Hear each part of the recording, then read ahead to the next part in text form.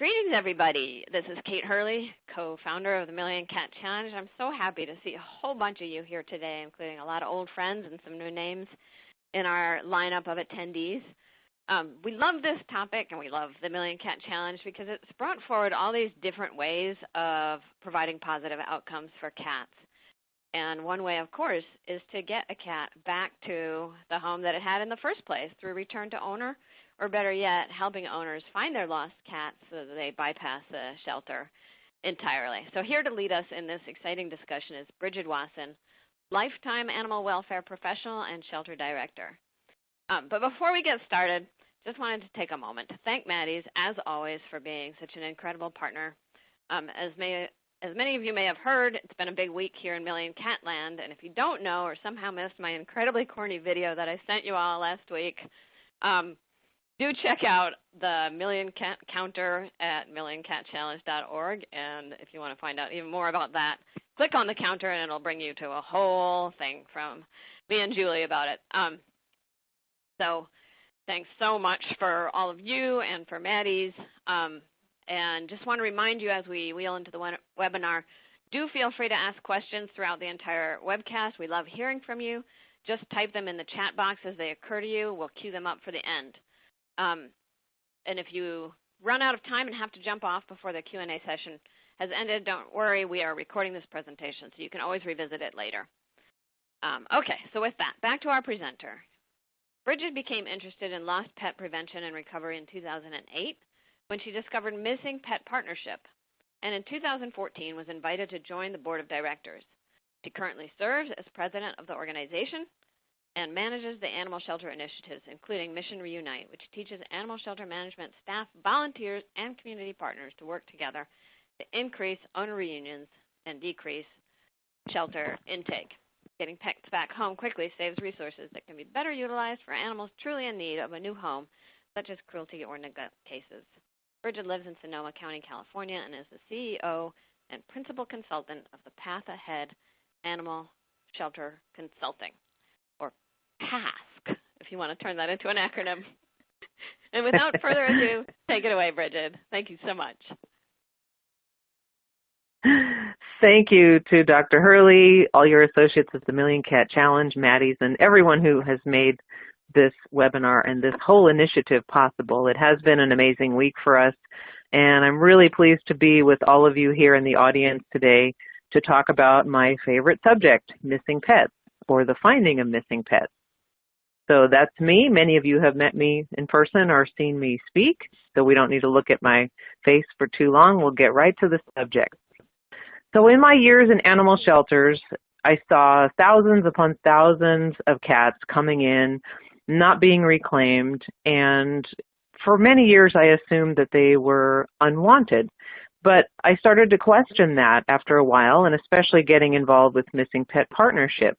Started to ask, why are so many of these once loved pets, well cared for cats and other animals, why are they never found and reclaimed? Millions of animals go missing in the U.S., and the majority of them will never see home again. So they end up either being kept by people who found them, absorbed into free roaming populations, or ending up in shelters to any of several fates. Because the majority of these cats, other than underage kittens, are adult strays. There are some owner surrenders and other reasons why cats end up in shelters, but the vast majority, if you talk to any shelter director, are just strays, cats that people simply picked up because they meant well and thought they were in need of assistance and brought them to a shelter. And you have to figure that the majority of these cats are most likely owned. So it's easy to say what other people should do, but more important for us as professionals to say, what can we do differently? How can we change this situation? So there are a few reasons I've discovered in my research and getting to know people on this topic as to why this is so. And I don't have all the answers, but at least I have a few areas where we can start working on. One of the problems is that missing pet behavior is not known, and that's something we'll talk about today. So when an owner loses a cat, They don't know what to do. They may not even know that the cat is lost. So the owner's behavior and the behavior of the people around them are a factor. People who find cats are also a factor. They may not know what to do. They may take action that they believe is right, but actually hinders the cat getting back home. And then if some of you have seen me speak about the barriers to owner reclaim, animal shelter practices create many barriers for owners to come in and get their cats back. So let's talk a little bit about history. And some folks will ask me, well, why do we want to talk about the past? I'd want to talk about what we're doing now. But it's really important to understand where we have come from so that we know why we have the practices we have today. Because most times when you ask someone in a shelter, why do you do this or that, the answer is because that's the way we've always done it.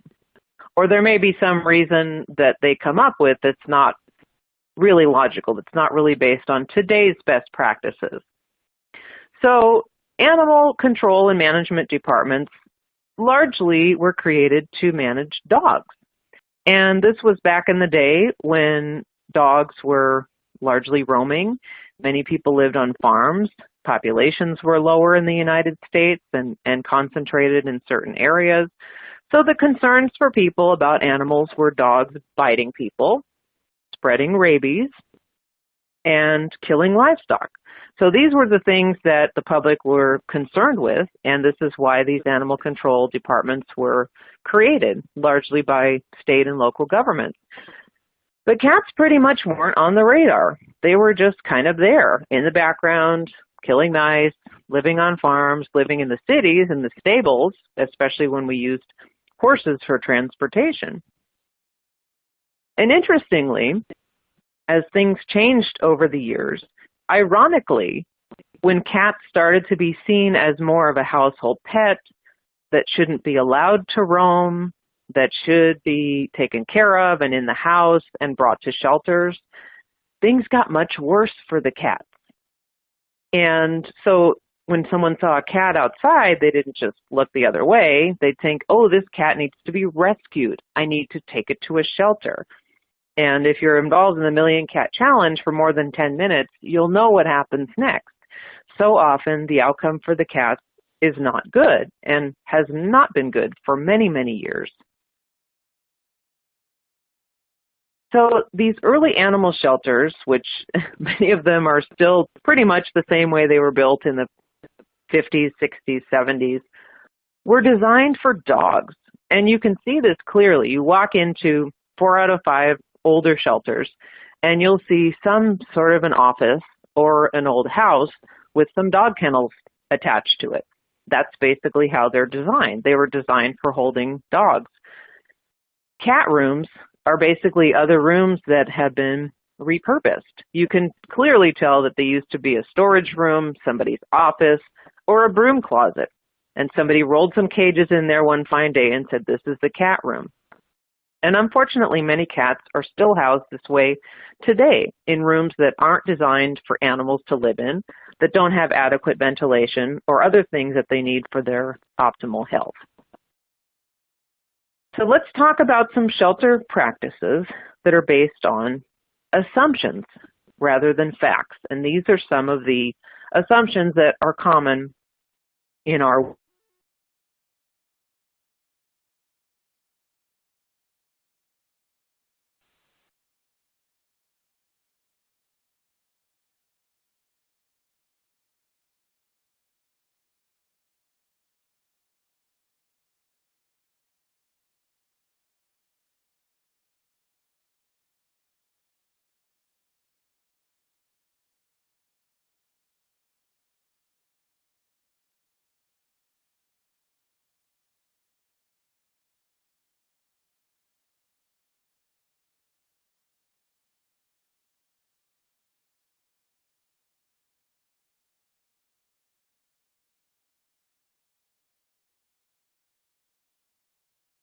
Sorry about that, I just lost my connection.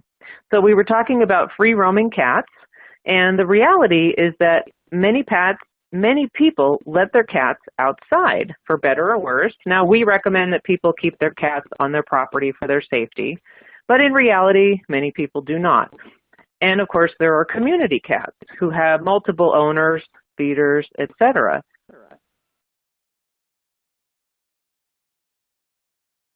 Many cats that are reclaimed in shelters were actually picked up in front of their own home. And I have found this in working with various shelters that are focusing on their practices for cat reclaims. And when they're able to spend more time talking to people and they're able to do more reclaims, we start to learn about what is actually happening out there in the world rather than just believing these assumptions. There's that word, irresponsible. For many years, and I was just as guilty as the next person in animal sheltering. We talked about those irresponsible pet owners, okay? But now we know that I realize that some people are irresponsible or don't take the greatest care of their animals, but we need to start from a place that all people are good, want their cats, and want to take care of them, and certainly want the opportunity to find and reclaim them. But in reality, many people don't know about animal shelters. We know because that's our world. This is what we do every day, day in and day out. But your average person, it's not that difficult to get a cat. You can find one in the bushes. You can get one from the internet.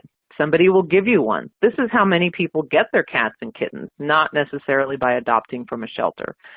So when their cat goes missing, that's not the first place they think of going. Timing is also a huge issue. Many owners don't start looking right away, especially for a cat.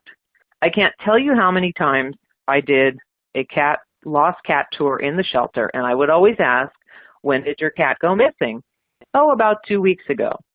When did you start looking? Well, just today. You know, he usually wanders around and visits people, and so there's not the urgency that there would be if you came home and your dog were missing. And as I mentioned earlier, there are many barriers to reclaim. So it's not that people aren't trying to find and reclaim their cat. They're just not able to. So this is a big one. The shelter is the safest place for a cat. And we are to blame for promoting this image. For decades, we've been advertising, adopt, don't shop. Don't be part of the problem, be part of the solution, spay and neuter. We've been putting out this massive marketing campaign for decades that shelters are good, and this is where we need to bring animals so they can be rescued, so they can be safe. Now, there's certainly a place for animal shelters in the community, but it's not necessarily a place where we want to just bring every cat. We all know that the main cause of medical and behavioral problems in animal shelters is stress. And for us, in our lives, in everyone's life, stress can be a killer. So the shelter is also the least likely place where the owner is going to find their cat, with short hold periods, with these antiquated facilities. And I don't want anyone to think that I'm being down on animal shelter workers and leaders. Certainly not. Most of the folks out there are good and caring and want the best for these animals, but they're not aware of all these issues. They're not aware of all these barriers, which is why it's so important for us to educate the folks in shelters and the cat owners. So this is a big one. Impounding cats helps control their population. So this is something that many people believe and that I believed many years ago, and many other good people did as well, that if we didn't pick up all these cats and euthanize feral cats, and that populations would explode. It would be completely out of control. It would be so much worse than it is today. But guess what? That is absolutely false. Shelters don't take in more than 5% of the animals in their community. And with cats, realistically, it's probably more like 1 to 3%, because nobody actually knows how many cats are out there. These figures are based on owned animals, pet cats. And any wildlife biologist will tell you that there's various formulas The last time I gave a talk and mentioned this, my 70% figure was questioned. So I make no guarantees that is an exact number. But talk to any wildlife biologist and they will tell you that to reduce a free roaming and free breeding population, you would have to remove a significant amount of that population. 70% is the figure I have. I heard another figure that was something like 50% every year for a certain amount of years. A huge percent of the population, far more than half, year after year after year. But all we're taking in is less than 5%. So no matter what we do, unless we are doing targeted spay-neuter programs, that population is not going to change. So how's that working for us? Okay, it's not working very well. Across the country, the cat reclaim rates are very poor, 2% or less for most shelters. I conducted a study in 2014 of shelters in Northern California where I live and found those numbers to be pretty abysmal across the board. 3 reclaims out of 2,700, 18 reclaims out of 4,300. Now, underage kittens will skew those numbers, of course, but even if you take out the kittens, it's still not going to be a great figure. Because without proactive programs, nothing is going to change. Another factor here, which I discovered when I first started working with Maddie's Fund, back when I was in the coalition in Santa Clara County, I was managing our statistics, and I would sit there and work on these spreadsheets until my eyes bled. And I started to see some patterns.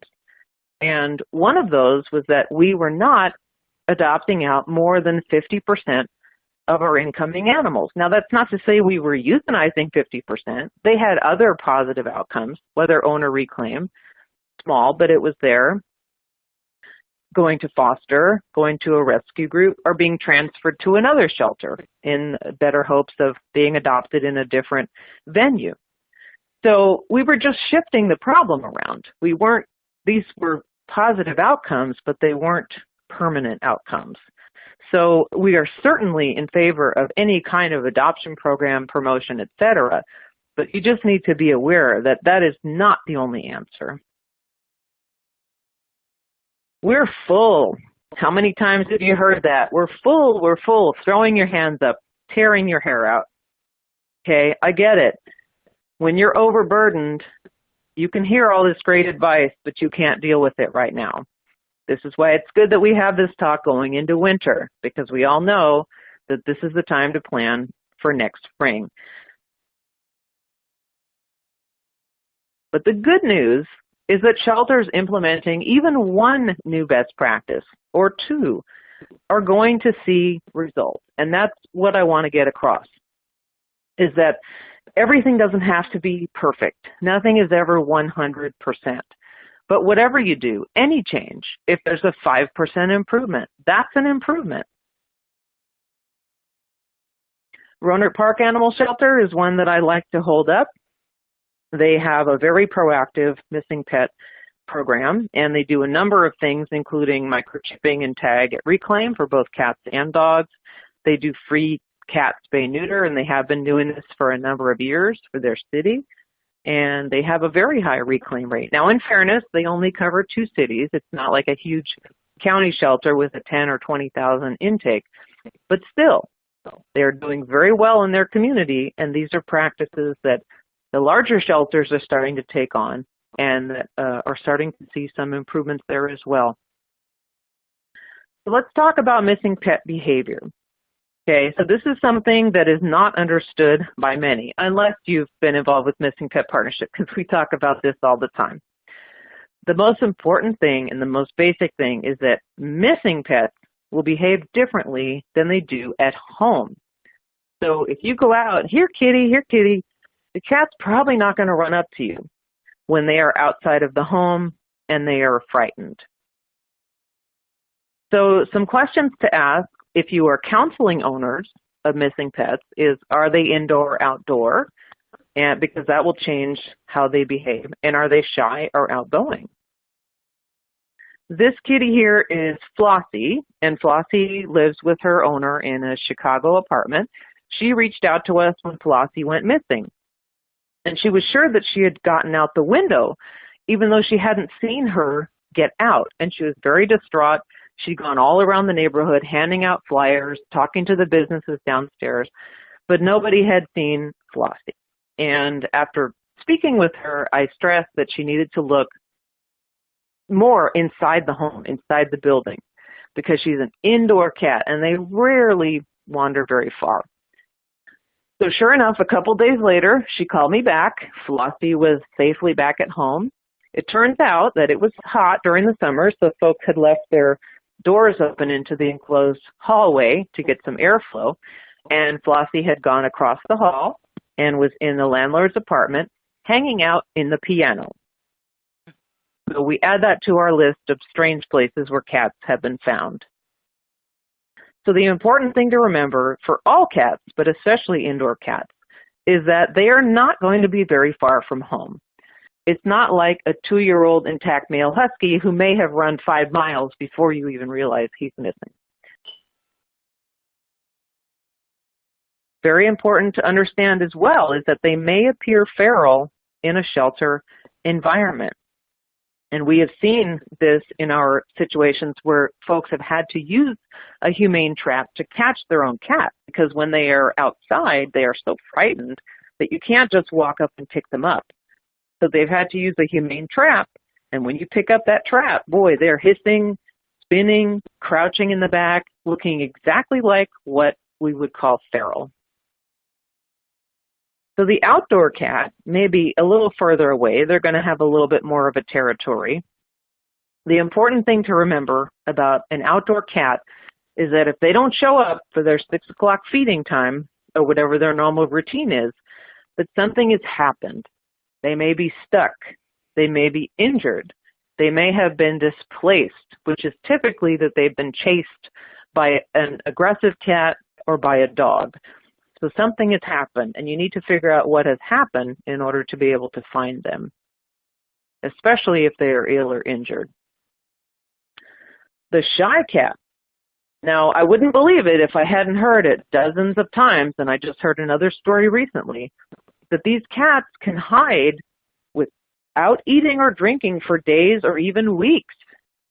It doesn't sound possible, but it actually is. Now, some of these cats who were found later died due to organ failure, but the majority of them survived with a trip to the vet and some supportive care. So this is why it's super important for people to understand if they say, oh, I've already looked around. Well, okay, you need to keep looking, because they're not going to come out, they're not going to walk out meowing, and they may actually be stuck or hiding somewhere for days or weeks and still be alive. So the outgoing cat, this is the kitty who will follow you down the street while you're out for a walk. Okay, they may actually travel from home. They may follow other people. The good thing is that if they're out and they're in trouble, they will approach people. They will look to people for help. The downside is that they are the cat that may be, quote unquote, rescued, because someone sees them and assumes they've been abandoned. So if someone takes them in for safety and tries to find the owner, that's one thing. But unfortunately, they may just take them in and keep them. So let's talk about some effective search methods. So I asked one of our associates, Kim Freeman of Lost Cat Finder. She's actually coming to Northern California to help folks with some of their cats that were displaced during the terrible fires that we've recently had. And when I asked her, what is your number one way that people find cats? Without hesitating, she said a physical search of the immediate area. So that's what it takes, not the internet, not all sorts of other things, but just exhaustively, physically searching. So I say safety first, because when people are distraught, they do foolish things. And you want to be aware of your surroundings. One woman that I was helping, the neighbor actually called the police on her because she was walking around at night looking for her cat. And people didn't know what she was doing, so they called the police. You don't want to trespass on other people's properties. We do recommend that if possible, you check the neighbor's yards and under the decks and in the bushes and things like that. But if the neighbor does not give you permission, that's all you can do is see what you can see from the street or from your yard. So getting your neighbors involved in the search is also extremely helpful.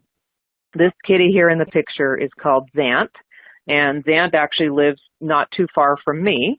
He lives with his owner in an apartment and a couple of other cats, and we had a crazy heat wave this summer, so like everybody else, she slept with the window open. And in the morning, the screen was pushed out, Zant was gone. Other cats were still in the apartment. So she did all the right things, exhaustive physical search. There's a black cat, there's other black cats. It was challenging. So what she did was, this looks like an 8x10 flyer, but it's actually a little card that she had made at the print shop. And she handed these out to people. And she also put them under doormats and so forth around the neighborhood. And when she would get some calls or sightings, she would put more of these little cards out, figuring he's likely to be in that area. And as it turns out, he was in an area that she had not been looking in. Even though he's an indoor cat in an apartment, he had gone a couple of blocks away, and she was out looking for him, following some of the tips that she got from these cards. She looked for him, didn't see him, didn't hear him, walked back home, and that night he reappeared. So I theorize, this is not proven, but I've heard it before. I theorize that when the owner walks into an area where they haven't looked before and then walks back home, that they leave a scent trail. And the cat may have seen or heard them or been aware, but maybe not comfortable to come out at that time. And they always seem to come back at night. So I think there's something to that. So microchips, when those first came out, more than 20 years ago, we were so excited thinking they were going to solve all the problems. Unfortunately, they did not, but we still do recommend that all cats be chipped and registered. It's important for owners to understand how they work. It's not a GPS, okay? Your vet probably didn't register it for you. So very important that people have those records and that they make sure they are updated. Posters. These are the neon posters that we recommend. We call them 5 + 5 + 55, which is 5 words that people can read in 5 seconds while going 55 miles an hour. So think of those billboards alongside the freeway you're driving along. Injured in an accident? Call this lawyer. Things like that. You see it, you remember what it says, and it's easy for you to remember. Now these tend to be used more for dogs because they travel more and they're more visible, but they can be good if you are not getting any leads on looking for your cat and you just want to get the word out. Now some areas do have sign ordinances, so you want to be aware of that. And if there are significant restrictions, you can put them on private property, either on your lawn, in your window, or on your friend's property. So you want to think critically. You want to watch out for scams. Unfortunately, there are some terrible scams, myths, and quick fixes. Okay, this is, as we joke, this myth will send us to an early grave. We hear about this every day. Every post on Facebook, someone recommends this. Put out a dirty cat box and your cat will magically reappear. Well, wouldn't it be nice if it were that easy? But now we know, even from what we've been discussing today, that most cats are already close to home. They are just hiding because they're frightened, because they're injured, because something happened. Smelling a cat box is not an initiative for them to come home. Okay, so another myth that I hear a lot is, my cat went away to die. And the reason for this is that old cats are often found in the bushes or in the garage or something after they have passed away. The problem with this belief is that, yes, what we see in reality and in the shelters is that cats who are older, doing poorly, have kidney disease or something like that, they become disoriented. And so they hide because they're not feeling well, and they either can't find their way back home or they're too weak. So yes, they will die because they need medical attention, not because they have some human-like concept of death and they're going away to die. That's just not how animals think. So some people believe that their cat might have been killed by a wild animal. And while this certainly does happen, it's actually a lot less common than you might think. Now, there are some areas like Los Angeles, Southern California, where there's a real problem with coyotes killing and eating pets, attacking people. That's a special situation where those animals for generations have become habituated to living with people and to preying on pets. But for most of the country, it's pretty uncommon. And the reason we stress that is because people use that as an excuse to give up and stop looking. Psychics. Okay, if you believe in psychics, that's great. But the problem that we see is that when people focus only on what the psychic says, whatever that may be, they will not do the physical search. They will not go to the shelter. They will not do the other things that they need to do. And people spend a lot of money on that. And it's money better spent, maybe making some flyers or making posters. So there's another scam where people claim to have your pet and they will demand money. And this is more common with dogs, but we have seen it with cats, where the person will respond to an advertisement that they've seen for a missing pet.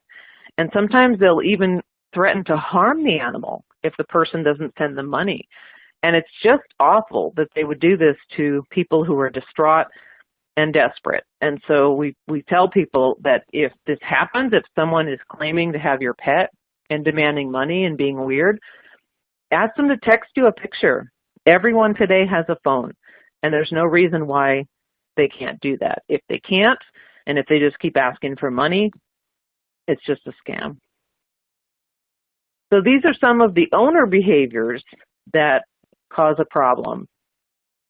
So let's examine some of those. So grief avoidance is a huge problem. It depends on how bonded someone is with their pet. Some people are not that bonded. You know, they can get another pet. Okay. But for those of us who are really attached to our cats and they're part of our family, especially if someone has only one cat or that cat is, you know, very meaningful to them, they are going to be as grief-stricken as if it were a person. And they can't handle not knowing. It's that they want that closure. So the only way to stop the grief is to stop looking. And so unfortunately, we see people who really love their cat say, oh, he was probably hit by a car, or he was probably killed by a coyote, and then they stop looking.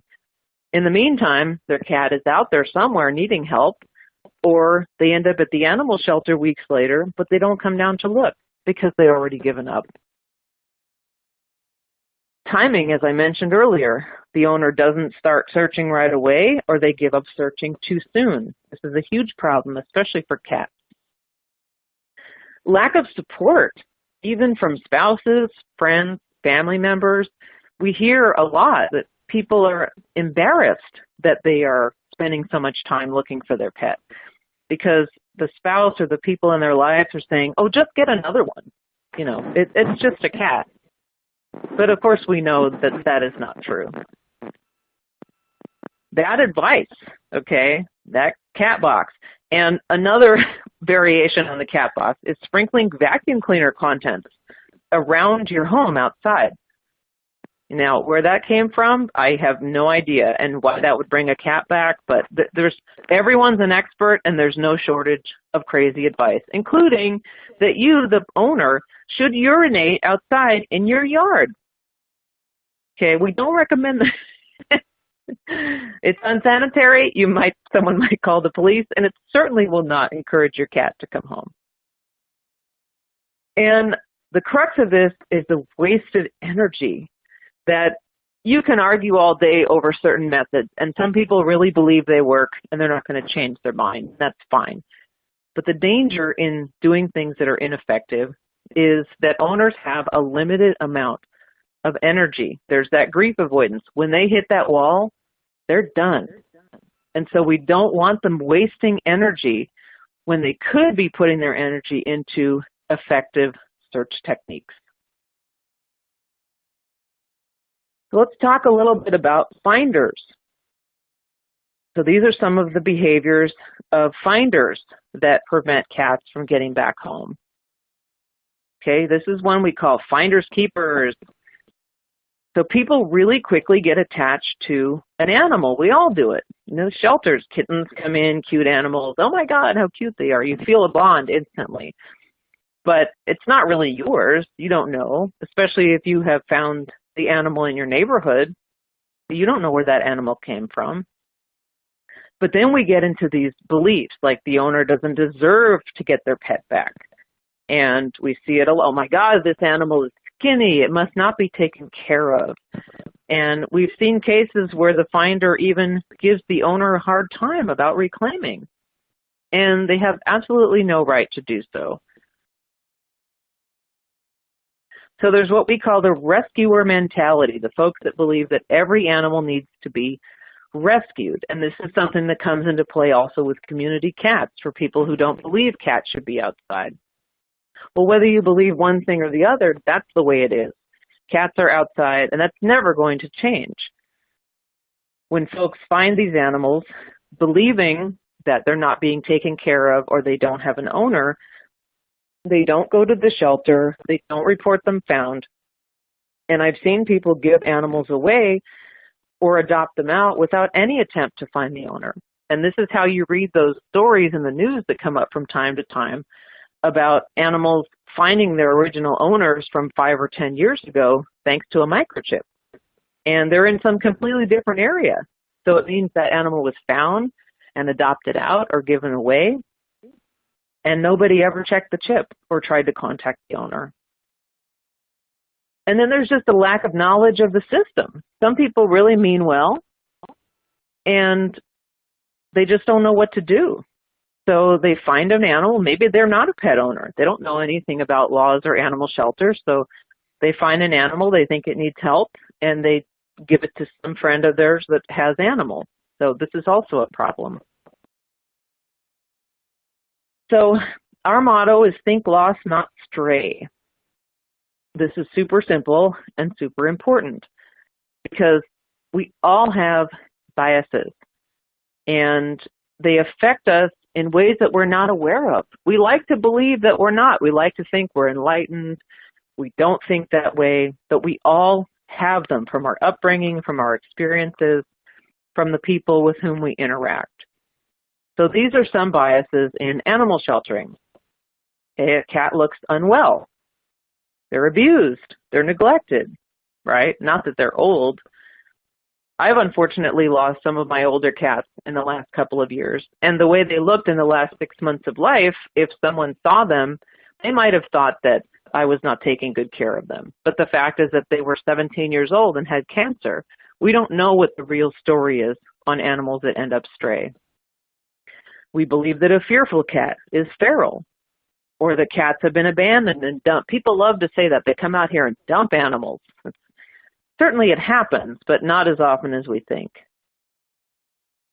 This is important because words have power. Think of discrimination. Think of bullying. Words become thought, which becomes action.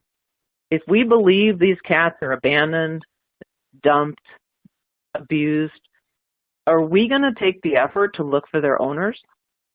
Probably not. But when you think lost, now it's a different paradigm. You're going to make those efforts to find the owner. You're going to check the lost cat postings. You're going to search the microchip. And somebody questioned me on this. They thought it meant searching more on the body. That's part of it. But there is a process by which you can just make some more phone calls, call some more registries, call the veterinarian that implanted it. There's more you can do than just that one phone call to the primary registry. You can post a flyer where the cat was found. At one shelter, the veterinarian posted a flyer for a cat that was brought in injured in a bizarre accident where a bird watering fountain had fallen on the cat, and the cat happened to live in his neighborhood, so he posted a flyer. It was nowhere near the shelter, and the owners came down, the cat recovered and was reclaimed. And they never would have known to look at the shelter if he hadn't posted that flyer. So now I'm going to talk about a few steps that we can take to remove those barriers. So manage intake. This is one of the initiatives of the Million Cat Challenge, so you may know about this already.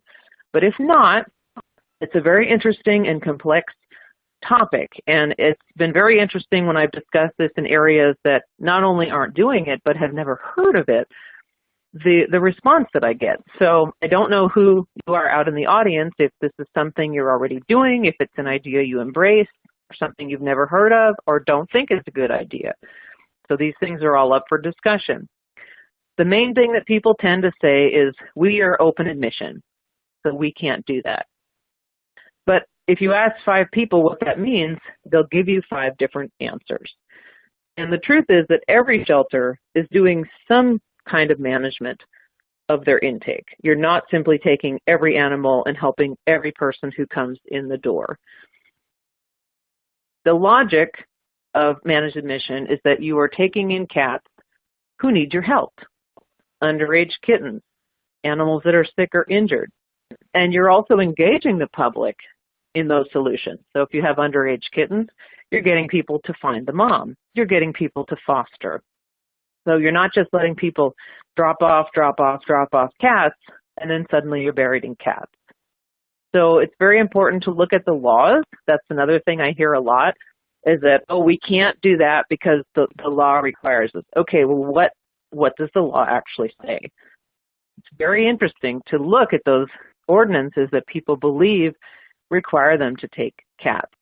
Even if it does say something like that, A, there's always a workaround. B, you get to decide the process by which you follow the mandate. And C, laws can be changed. And cities and counties, the leaders in those agencies, are not dumb. They understand that you in the shelter are the experts, and you're the ones who have to follow these mandates and serve the public. So it's up to you to create the process, to go to your leadership and say, this is how we're going to do it, because the way we're doing it isn't working. The majority of cats that we have seen recovered match the studies that we have done, that they are found very close to home. This kitty in the picture here is Noodles, who was picked up by someone who thought she was sick and brought her to the shelter. Turns out she was just old. But the owners, by some miracle, they knew where the shelter was, and they reclaimed her the next day. She was one of the 2%. And as it turns out, she was sitting in front of her own house. So she was never lost. A study done back in 2007 showed that 93% of cats returned home on their own, and only 7% in that particular study were recovered from an animal shelter. So we know this. They're more likely to go back home or be found in the community. And this frees up resources for the cats that are truly in need. And it keeps your population at a healthy level, capacity for care. It's extremely important for the health and welfare of the cats and of your staff. Posting cats online. Now, the internet it's a double-edged sword. We do find that we get many owner reclaims through the internet, but people have also become a little too reliant on it. They believe that if they post something on Facebook, that's all they have to do. Well, it's not. But it is important, especially in the shelters, to post the pictures of all the animals that you have. And there are still some shelters that do not. For whatever reason, they believe people will steal animals, or they think, I don't know. It doesn't make any sense to me today, but this is something that is very important, especially for cats. Because if your black cat is picked up and taken to a shelter 25 miles away, how are you going to know it's there? So I'm going to show you a snapshot of 2 Pet Harbor listings. I've removed the name because I'm not trying to shame anyone. I'm just giving an example of effective and not so effective. So I want you to tell me, which one do you believe would be more helpful if you were looking for a missing cat? Okay, so here's shelter 1. Not a lot of information there, is there? No picture, no location found, no gender. Shelter 2, Okay, there's a picture. It's the intake picture. It's not that great, but you can see the face, you can see the colors, and there is also a location where the cat was found. And Pet Harbor can be customized, so talk to your tech people about doing that. You can change those categories, and you can have a little bit more information there for your people. Okay, and I've had folks say they don't have time to take a photo. Well, that's like saying there's no time to vaccinate. And unfortunately, there are shelters that are also delaying vaccination, and they are surprised when year after year they have outbreaks. So it needs to be part of the process. Okay, posting on Facebook, again, not the only answer, but it's great to at least post a daily sample so that people know you house found pets. Okay, so step 3, educating your public. Like we talked a little bit earlier about the missing cat behaviors.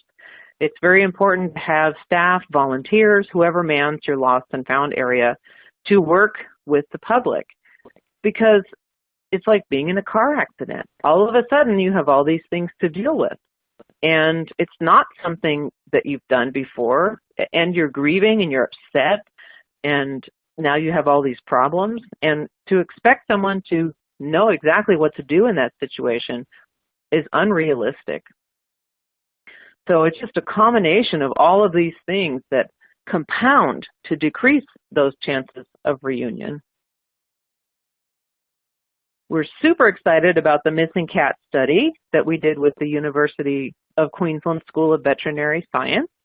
And Dr. Jackie Rand, who was the head of that study, did a presentation on this at a recent conference in Australia for the Getting to Zero organization. And the study should be published in a journal very soon. The preliminary results are showing some of the things that we believed anecdotally, which are that cats are found close to home. So there's a lot of other interesting information about how people are missing their cats, how they're looking for them, and how they are finding them. So we'll be excited to share that information with you here very soon. You also want to engage volunteers. There are a lot of people out there who want to volunteer, and they may not necessarily want to pet cats or walk dogs. So these are folks who can help people through that process, through that sea of people who come in the door every day looking for a missing pet. Okay, they can provide support to those people, because very often when we counsel folks on their missing pet cases, it's not some specific thing we told them that caused them to find their pet, but they say later that just talking to you, I didn't give up hope. I didn't stop looking. I didn't stop going to the shelter. It's giving people hope, and that it can be the most important ingredient to their success. So our goal is to have teams of missing pet consultants in every community, at least in every state. That would be a start. And this is important because we can counsel anybody on the phone on missing pet behavior, on effective search techniques, and things like that. But it's very important for folks in those communities who understand the demographics, the weather, the terrain. I would know what to tell someone about Northern California, but I wouldn't know to start about somewhere in Texas or Georgia. But if you live there, you'll be able to say, oh, yeah, these are the shelters that you need to go to, and this is where you need to look. And the weather will affect the very hot weather in Arizona, the very cold weather in some other parts of the country. So these folks will counsel people over the phone, online, or in person, if feasible, whether from home or from a shelter. So these are some of the things that these volunteers can do. They can assist owners with the physical searches, if that's possible. They can also post signs and distribute flyers, because what we find is that many people want to do these things, but they don't get around to it. You tell them to make a poster, they don't. You give them a flyer, they don't hang it up. It's not that they don't care, it's just that they're distraught and overwhelmed. If they only have someone to help them, even just a little bit, and some people can't. Some people are physically disabled, they're elderly, they don't have transportation. So all of those people need help. They can also give lost pet tours. They can assist with filling out the lost reports and cross-checking those reports. Because we know in most shelters, those reports go in a binder where they stay forever and ever, and no one ever checks them. They can also hand out recovery tips. We're excited to see shelters creating these lists that they can hand out of tips on how to look for your missing pet. And here's the other shelters you need to call, and here's the veterinarian you need to call.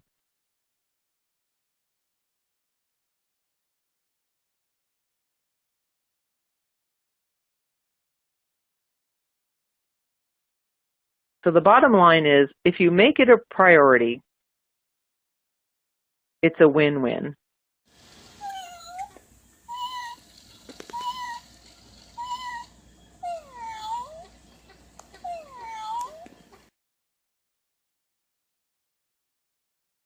And that's what Pink Kitty has to say about this. So you are welcome to contact me anytime at my email. I am happy to talk to you about this, and at this time we can take some questions, or if you're watching the recorded version, you're welcome to follow up with me at a later time. Thank you so much for that presentation. So many wonderful tidbits in there, a lot of things I didn't know, quite a few points you made help me clarify some things I didn't understand. Wonderful presentation. We have about 5 minutes left, so I'm going to jump right into questions here. First question we have is, how are you finding neighborhood network sites like Nextdoor playing a role in finding missing and lost pets? Well, we're finding that Nextdoor is much more effective than Facebook and other internet options because it's hyper-local. Right. So it can be very effective, and it's mostly neighbors talking to neighbors and helping each other, which is so important. Especially since, as you mentioned, those cats are so often close to home, so if anybody's going to run into them or see them, it's your neighbors. Exactly. So interesting, such a great use of volunteer talent as well that you mentioned. Some shelters have a time requirement, 3 hours, 5 hours that you have to have a week that you're willing to be trained. But for those volunteers who maybe can't come in and be in the shelter once a week, what a great use of their volunteer time. I hadn't thought of that either. Exactly, and these are... Oh, go ahead. I'm sorry, go on. These are things that volunteers can do either at the shelter or from home, depending on the situation. How does that work then? Do you route the calls to the volunteers, or here's a list of people who have called, and can you give them a ring and help them post online and do those sorts of things? Exactly, yes. There can be a hotline, just like some shelters have a behavior hotline with volunteers who assist with those calls. Right.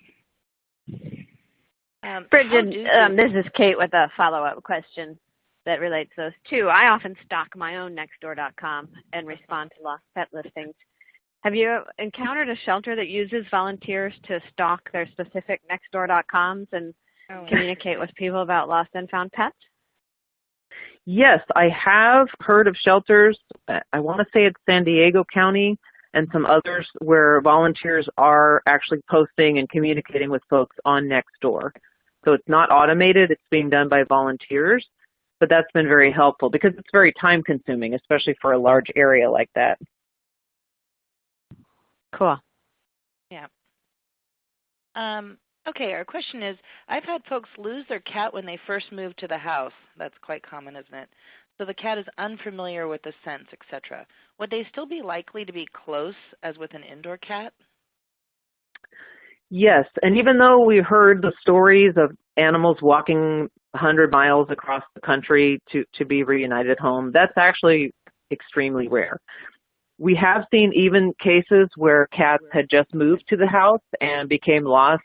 One of the kitties in my slides, the black long-haired kitty named Squeakers, she was exactly that type of situation where the owner was bringing her from another location, and she got out of the car upon arrival, had never been to that location before. And she not only stayed close by, she stayed on the property. She was hanging out with some other cats in the area, and she eventually was able to catch her with a humane trap. Next question is, how do you empower the community to help find the owner of the cat they have found? So switching roles, how do we find the owner? Well, I think it's important first for people to understand that cats are probably not abandoned or dumped, that certainly if they look unwell or need medical attention, that it's a good thing for them to pick up the cat, take them to a vet or a shelter, and seek that help that they may need. But it's also important for those folks to start talking to their neighbors, whether it's posting on Nextdoor, whether it's putting up a sign, or maybe even just putting some flyers at the neighbor's door within a block or two radius, because as we know, they usually haven't gone very far. And I've seen this also on Nextdoor, where someone has said they haven't seen their cat, and someone literally a few houses down has said, well, he's been hanging out and eating at my house. Right. So, so this definitely does happen. So it's just for people to understand that there may be an owner out there and that they probably aren't too far away. Right. In Illinois, counties have to register dogs and get rabies shots for dogs, not cats. Some animal control agencies think cats should be registered and get rabies vaccinations too. But I'm afraid of a mandatory registration would increase the cost of reclaiming and keeping a cat. Do you have such mandatory state laws? Well, rabies are required in California, and I believe that's pretty much across the board in the United States, that rabies shots are required for animals of a certain age. However, we have not seen that laws or that mandatory registration has been effective in increasing missing pets. And this gets into something we don't have time to talk about it in detail, but licensing was originally created to show proof of rabies and for identification. But now we have other ways of doing that, such as microchipping and other forms of identification. So we haven't found that it has been helpful. And you can mandate anything you want. It doesn't mean it's going to happen. Like communities with mandatory microchipping don't have any better owner reclaim rates than other communities.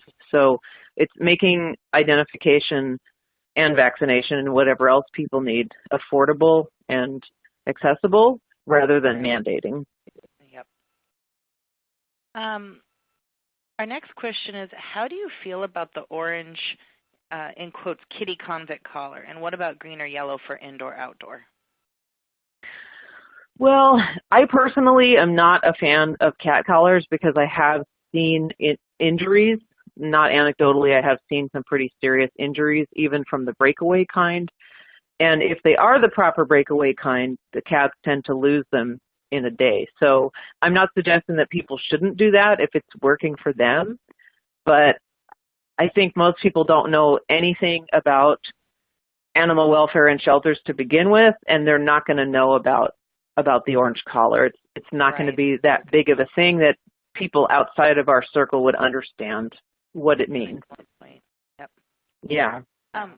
So speaking of our circle, you have so many good tidbits in here, starting with just basic information like when you're making a sign, the 555 rule.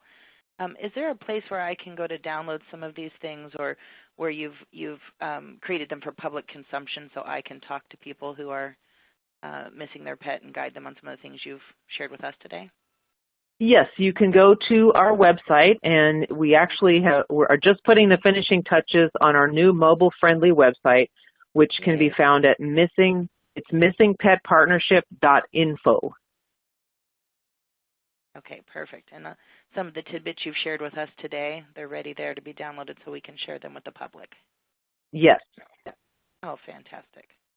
Wonderful. Well, thank you so much for all this information today. Thank you for walking us through and giving us so many great tips. I certainly learned a lot, and I know a lot of other folks did as well. And we appreciate your time today. All right. Thank you. Thank you. If you have not already joined the Million Cat Challenge, please visit the website, www.millioncatchallenge.org, to find out more information and learn how you can be part of this amazing